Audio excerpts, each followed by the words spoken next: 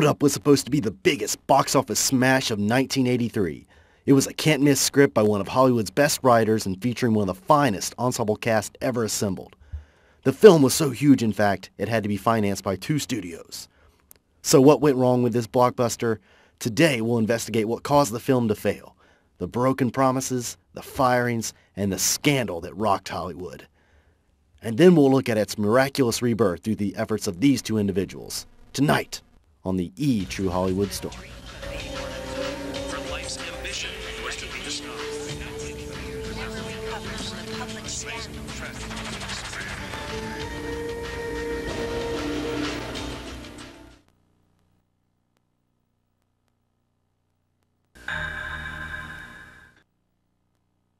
The year was 1982. A script by the name of The Hold Up is greenlighted after a heated bidding war. All of the big companies were bidding for it. You had Paramount, you had Fox, you had Universal, and even Chauncey Studios in England, a little studio, but still they were bidding for it. Michael Douglas was involved in, at one point he wanted to make a new movie. So all these people, all these big Hollywood players were interested. Fresh off the success of their previous effort, Avalanche the Movie, brother duo Rodney and Brandon Emerson are approached to direct the film. They agree wholeheartedly. Soon, actors were clamoring over the roles of the 3 leads, but eventually it came down to these 3 actors. Stephen Perry of Journey, Aaron Moran from Happy Days, and One Day at a Time Schneider. Ricardo Montalban soon signed on as the bank manager. The film was off to a great start, but the party does not last. Aaron Moran quickly jumped ship due to her refusal to wear a mullet. Then, Ricardo Montalban succumbs to the New Orleans lifestyle. Well, what most people don't realize, Donald, is that New Orleans is a really hard city to work in when you're making a movie. There's a lot of stress on the set. You break for dinner, you have a couple of drinks, and next thing you know, you're waking up and you're riding down Bourbon Street on a donkey, playing an oversized guitar in a mariachi band, hitting the bass line to La Cucaracha. I was as guilty as any of them. But the boys, they're beside themselves. But despite the lack of a reliable crew, the brothers trudged on. But it was the artistic differences that would lead the film to failure. What the film is about is mankind's desire to evolve. Yeah, from being poor to being rich. Rodney, how can our visions don't match? What, do you understand what's going on here? What are you talking about? Yes, yeah, I'm trying to make a kick-ass movie, and you're making ordinary people. All right, I can't take this anymore. I can't take this. We're supposed to be partners. You're not working with me. Yes, I am. I'm putting up with you. Oh, boo-hoo! You see what I have to put up with? He's been like that since we were a little kid, and it's been worse ever since he got that calculator watch. He's uptight. And just when the Emerson brothers didn't think things could get worse, Steve Perry walks off the set and soon jumps on with another film, Two for the Road, starring Sweetums from the Muppets. You know, Perry can make whatever choice he wants, right? But if that Muppet, if I spy him around the cantina or whatever out of Paramount, I'm going to give it to him. And he's a pretty big guy. Yeah, that's all foam, buddy. I am going to teach old Sweetums a lesson. You don't come walking onto my set and steal my actors, you know. The artistic differences between the brothers proved to be the film's undoing. Brandon quit, leaving Rodney to finish the film. And after less than a month of shooting, they pulled the plug on what was to be one of the biggest films of 1983.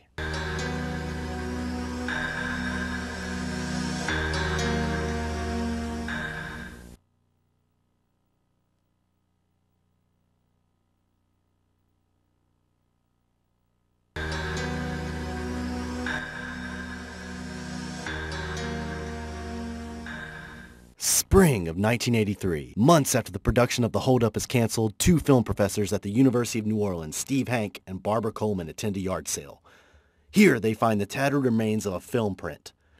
But upon watching the reel, Hank and Coleman realize they've stumbled upon a gold mine. The film they purchased was the dailies from the final scene of The Hold Up. These crafty professors decide to distribute the film as unedited shots, marketing it as an editing project. Film students across the world could edit the shots together, attempting to make the bank robbery scene come together. And then it came to them. The project needed an introduction from someone famous. But who? Roger Ebert, film critic and host of At the Movies.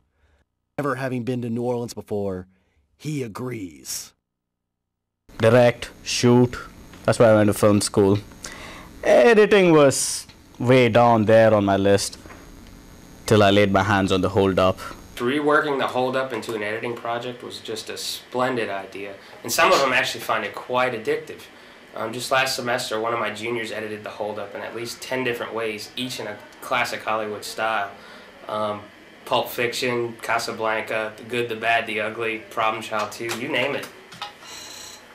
From coast to coast, the Hold Up was a smashing success, but students and teachers weren't the only ones with their eyes on it.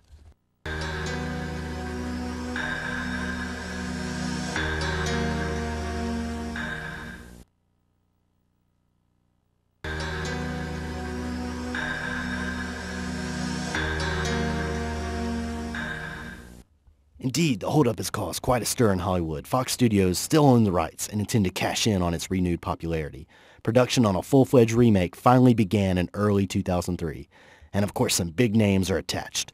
Joel Schumacher would direct, and with Jake Busey, Don Cheadle, it's sure to be one of the biggest hits of the summer 2004. Even the Emerson brothers have reunited, deciding to co-produce the film. Best thing that came from everything that Miss Coleman did. And don't forget Steve Hanks. Best thing about that is not only, here we are working on our movie again, but if it wasn't for them, I lost my best buddy. Oh, man. Hey, come on, guys. I need a tweenie. Let's go. I got it.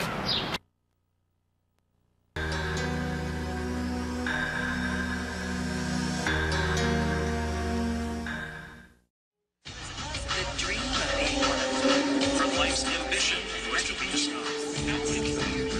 Published the public sphere.